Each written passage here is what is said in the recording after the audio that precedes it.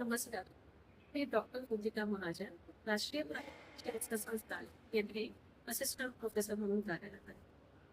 वय वाढणं हा निसर्गाचा नियम आहे, पण वाढत्या वयासोबत आपण सुदृढ राहणं हा आपला अधिकार आहे.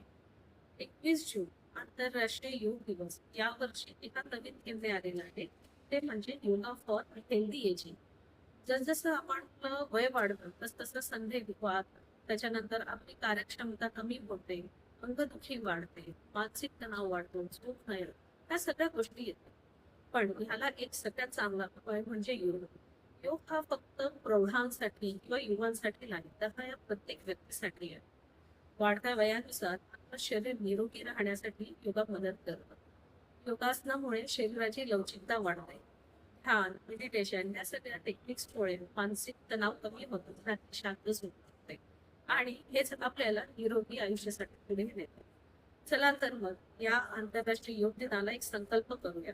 आपल्या घरातल्या प्रत्येक व्यक्तीला, प्रौढांना एक सुदृढ आयुष्य देऊया आणि रोज योगाची प्रॅक्टिस करूया. धन्यवाद.